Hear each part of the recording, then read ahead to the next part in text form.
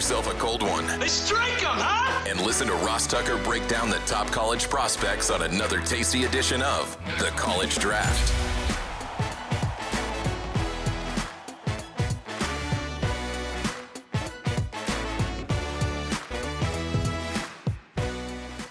Yeah, it's Daddy Soda time here on the College Draft Podcast, presented, of course, as always, by DraftKings. I'm Ross Tucker, former NFL offensive lineman, 5 teams, 7 years. Most of you know that. You probably see me calling games. Last week I did the Chiefs and the Steelers on radio, and then did Patriots Chargers on NFL Network, which is always helpful for the conversation on this show about college football, the NFL draft, prospects. I always like to say that this show is basically 3 shows in one, right? We're a college football podcast. We will talk about the biggest college football games. We'll talk about the best NFL draft prospects in those games with my guy, Emory Hunt, who's as good of an evaluator as there is in the business. And then Emory and I, especially Emory, will also make our bets against the spread on a lot of these games. Emory, in fact, coming off of a huge week in which he was 5-2 last week. We'll get to that momentarily. You can check me out on social media at Ross Tucker NFL. Check out the network at Ross Tucker Pod. Means a great deal when you guys rate and review the show, like on Apple Podcast or Amazon Music or whatever. Any place you can rate and review it, it helps a lot when you do that. And you can check out the other shows. Ross Tucker Football Podcast is all about the NFL. All you need to know, 26 minutes or less, Monday through Friday. The Even Money Betting Podcast, which is super popular with myself and Steve Fezzik. That's all just NFL betting. Of course, the Fantasy Feast Podcast, this will be the last week in which we do 2 episodes to get you ready for Week 18, primarily from a DFS standpoint now, since most people are done with their season-long fantasy leagues. The star of this show is Emory Hunt. He's everywhere on CBS Sports HQ, a growing star in the industry that I identified early. He's at F-Ball Game Plan on Twitter. He really became known and made a name for himself on YouTube, Football Game Plan on YouTube. We, by the way, are youtube.com/Ross Tucker NFL.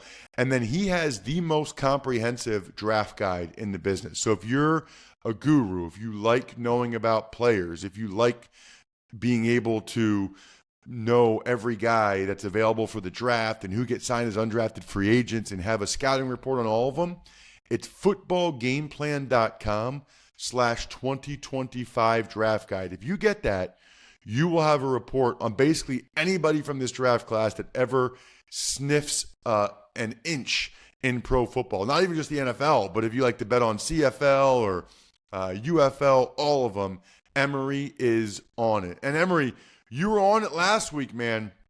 You hit on 5. You missed on 2. It's funny because there's a lot of conversation around the 2 that you missed on.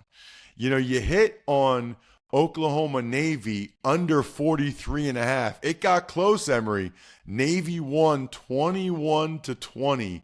So the total was 41. So you made it by 2.5 points. You were right, though, about Navy kind of grinding things out and the clock and not being a lot of points in that one. Yeah, I mean, at the end of the day, just the play styles between the two schools yielded what was going to be an underplay, in my opinion, because Navy's offense, again, it's just too much time they take off the clock. You don't get enough possessions to try to, really run up the score against a team like Navy. Then you got, I couldn't believe this one. I thought you were nuts for laying the 16 points with Syracuse. I would never lay 16 points. I repeat, like ever. Okay, especially against Washington State. Now, they lost their coach. They lost their quarterback, which was built into the line. Man, at one point, Emory, it was 21-14 Washington State after, I think, a blocked punt touchdown or punt return. I was watching it Friday night, but they could not stop Kyle McCord and that Syracuse offense. I'll be curious, Emory, to see if he plays another year of college or if he goes to the NFL. Has he declared yet? I don't know. That's interesting because he has a Shrine Game invite. So does South Dakota State's quarterback Mark Gronowski, who accepted his invite, but then because his coach just left and took the job at Washington State, he said, "Hold on, I'm putting my name now in the transfer portal." So he may get an extra year to go back and play at probably Washington State with his former coach. So it makes things so fascinating with the transfer portal and guys going back because their coach left and having that extra year. Yeah, I really don't understand why Gronowski, who had won the national championship FCS back-to-back, why he didn't take the money in the portal last year. I mean, I appreciate these guys love where they're at, and they all think and want to make the NFL, but man, not many guys make the NFL. Like, if you can get that guaranteed money now, holy cow, you got to seriously think about that. What about the Georgia Tech Vandy? You like the over 51.5, Emory. Vandy won 35-27. You crushed that. Total of 62. How did you know that was going to happen? Both coaching staffs, both quarterbacks, both teams that really wanted to play, both teams that played really good football against bigger opponents, pulled off a couple of upsets this year. This was one of those bowl games where, for the right reasons, both teams wanted to be there and wanted to play, and I knew this was going to be a high-scoring game. A&M, USC, over 52. You nailed that one. USC won 35-31. By the way, another SEC loss, right? Like we just talked about Navy beating Oklahoma. Now, Vandy did beat Georgia Tech. The only team that's been worse than the SEC conference has been the ACC, I think. UConn, speaking of the ACC losing, you had UConn +3. They beat UNC 27-14. Here's the two you missed, Emory, which is interesting. You had Miami -3. They lost to Iowa State 42-41. Cam Ward only played in the first half. It's getting a lot of conversation. Curious about your thoughts. Yeah, I didn't care too much about what Cam Ward did. I felt like, he did enough in the first half, and the plan looked to be they wanted to get the young guys some work in the second half, which is essentially the idea of the bowl games, these that are non-playoff bowl games, the exhibitions. I feel like the conversation about Cam Ward took away the smoke from Miami's defensive coordinator. Like, man, how many points can you give up all season long? Had Miami had better defense, they'd probably be playing postseason football. And because Cam Ward's halftime thing kind of overshadowed that, like Miami's defense, they are terrible defensively. What's crazy to me about that is if he had just opted out of the game, nobody would have blamed him at all. Not even a little bit. It's because he did it at halftime. Do people really think that they didn't know this ahead of time? That this wasn't part of the plan? This wasn't like a spur-of-the-moment thing. They knew ahead of time that he was going to play in the first half, and that's better than not playing at all. I think it's a lot of people, to be honest with you, that probably bet on the game and bet on Miami. That's all it is. And thought that they were going to win and then they were just they're pissed off because Cam Ward didn't play in the second half. You can tell that's what it was, because while the game was going on in the first half, Ross, these are the same people who say, why is he still out there? I would take him out right now. Why risk injury? And so they take him out at halftime and they raise an uproar like you bet on the game. That's why those folks are upset. And some folks just like to stir the pot for the sake of stirring the pot. And that's also why, because we know how engagement on social media is currency now. So people, what can I say to make the most people outraged and take the other side of what is a popular topic and go the other way, and there you have it, currency in your pocket. Then the other thing was just Colorado -4 against BYU. They didn't really show up. I mean, BYU came to play. Colorado, it was very clear that they did not go there with the mindset that it was important to win that game. Whatever. I want to move on to this week, and I want to make sure we might circle back to some of these other bowl games tomorrow, Emory, on New Year's Eve, but I want to make sure we at least get the college football playoff games in. These are the big ones. Let's talk about the Fiesta Bowl, and it's Penn State against Boise State.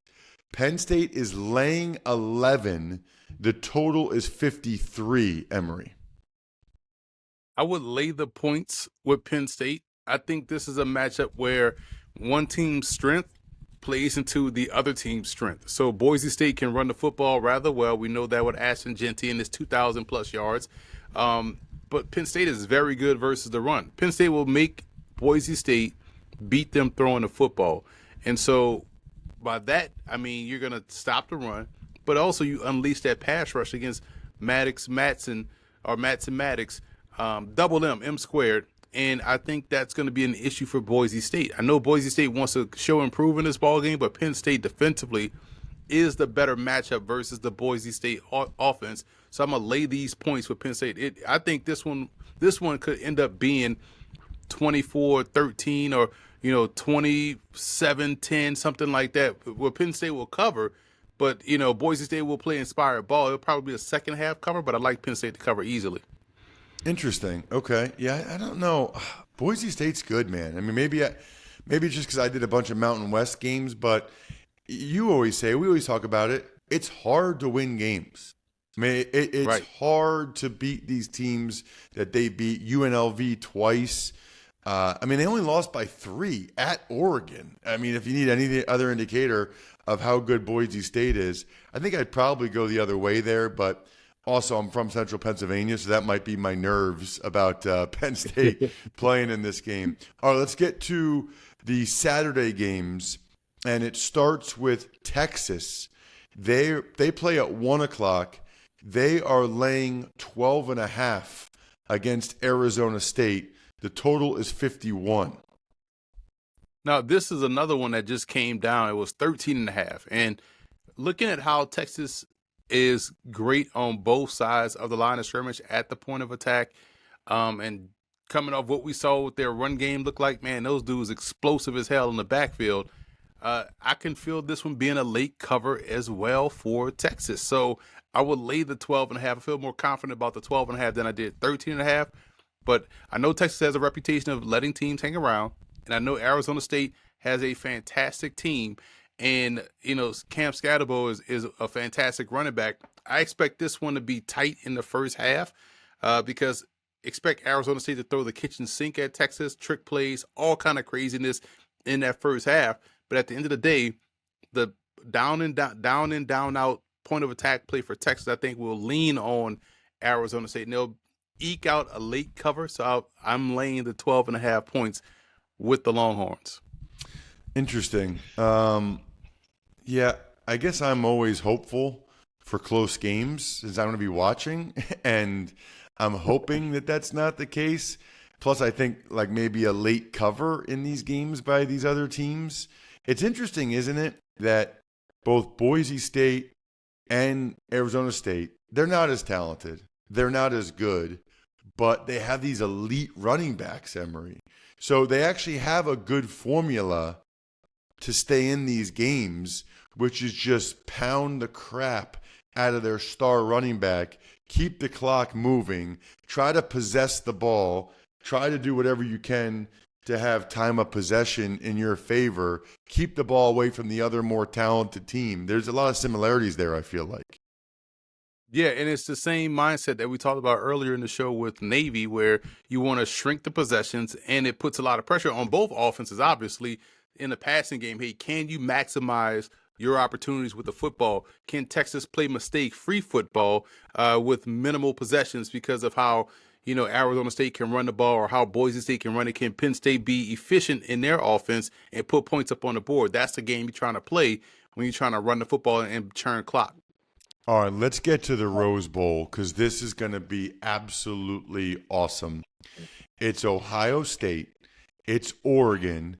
It's a rematch from arguably the best game of the year earlier in the season. It's also arguably the two best teams in the country. Ohio State's laying 2.5. The total's 55.5, Emory. I will take Oregon and the points, and I will take the over. Yeah, I like Oregon in this game, even though Ohio State came out like gangbusters, man. This is what Ohio State should have looked like from start to finish. And because we saw Oregon, kind of give up a lot of points against Penn State. Penn State's offense started to get in the gear and they started going score for score. If Oregon can pull Ohio State in that type of game again, I don't expect any defense to really slow anybody down, but I trust Oregon's defense a little bit in the secondary, more so than Ohio State's star-studded secondary to get stops. And I think that's where Oregon can kind of win this game in an old school Pac-12 style, 44-41 type ball game. So I'm going to take Oregon plus the points, but I also like this over as well. Probably the best game of the weekend. Wow.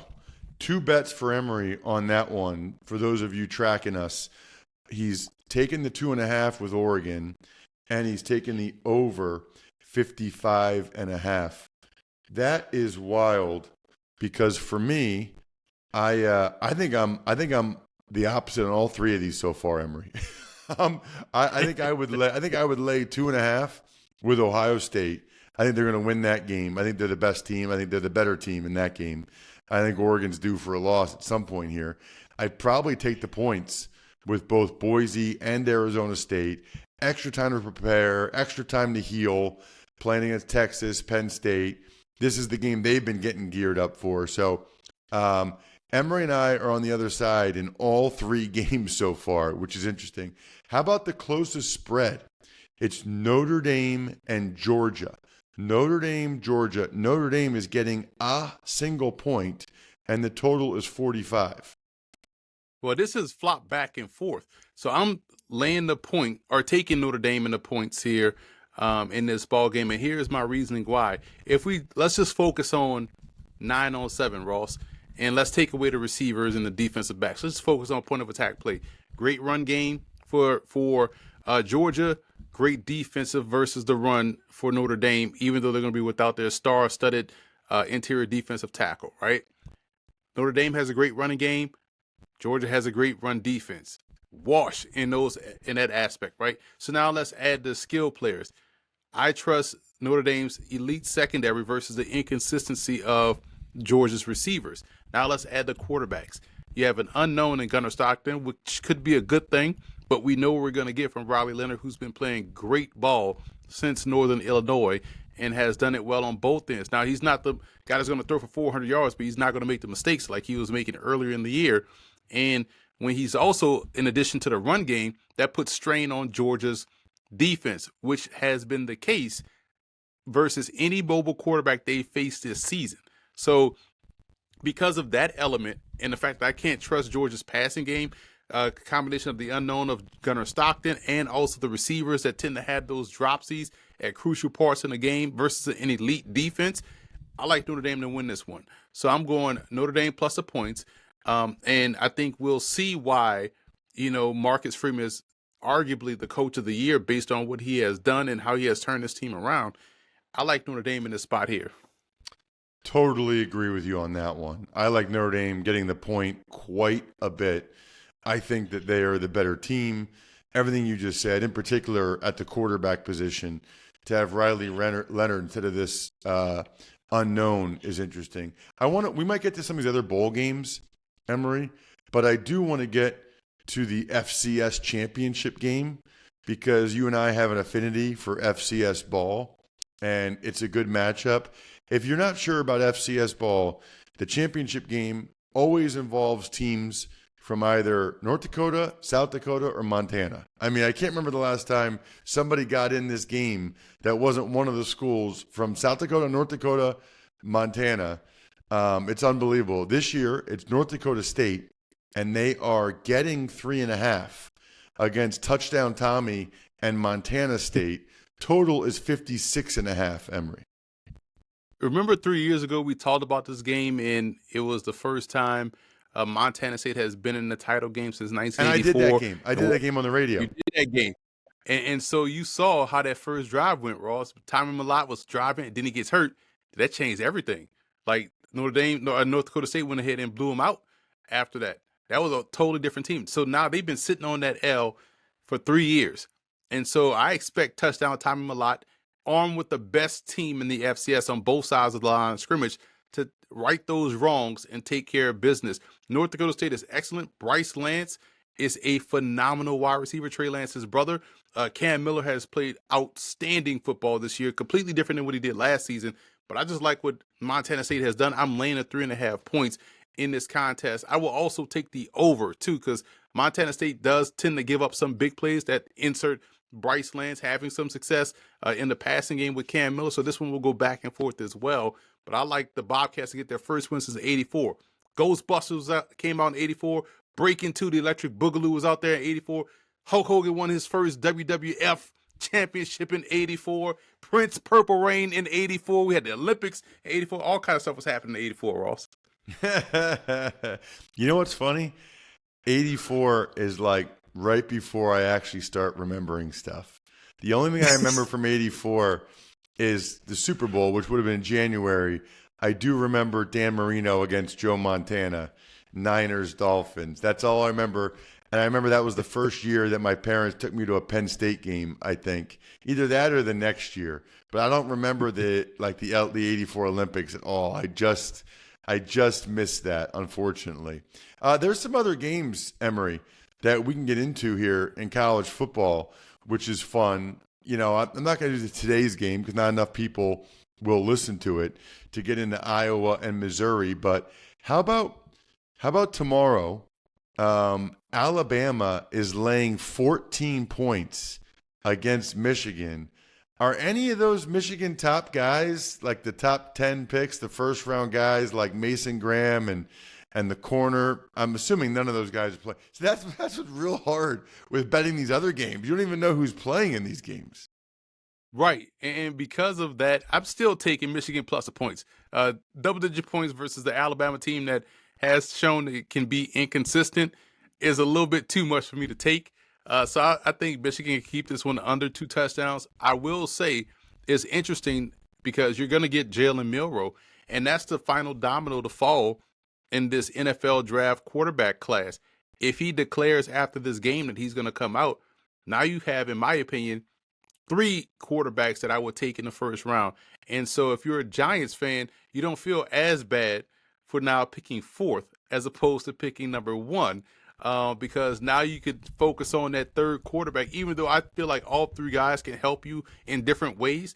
But man, Milroe having a great game and finishing with a win and finishing with the Campbell Trophy Award and also how he had improved over the course of his collegiate career. That's a lot of things going in the right direction for Milroe as a prospect, in my opinion. Wow. That's interesting. So you think he hasn't declared yet, but you think Milroe, if he goes pro, he's the third first-round quarterback that you think is worthy of it? Absolutely, Ross. We saw him improve from what we first saw from him in 2022. It was like, whoa, man, I don't know, man. And then 2023 was like, okay, this guy got it, man. And then this year he still put together some high performances, a little bit inconsistent, but the highs were super high in what he was able to do.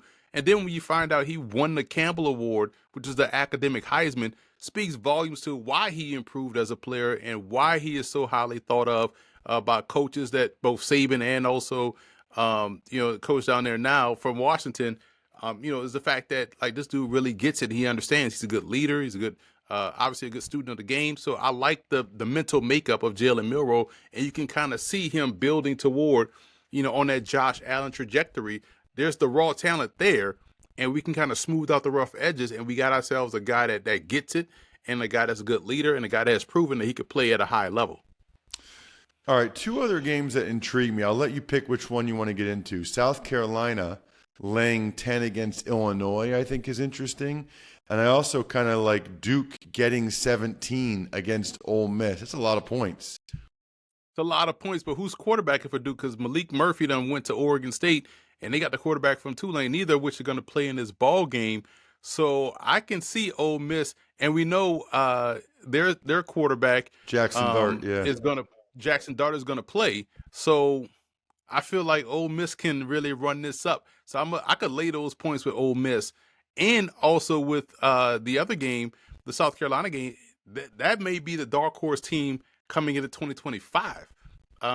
I know they just picked up Aaron Norland to be the backup quarterback which was interesting. So that tells me, like, hey, maybe this is the last season we'll see Lenore Sellers. He may come out in 2025.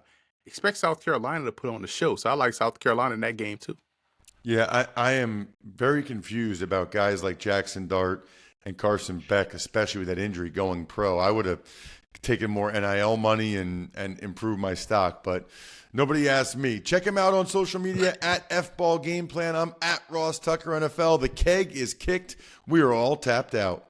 Thanks for tuning in to College Draft. Make sure to also check out the Ross Tucker Football Podcast, Even Money, and Fantasy Feast, all on the DraftKings Network, YouTube, or subscribe to the podcast on your favorite platform.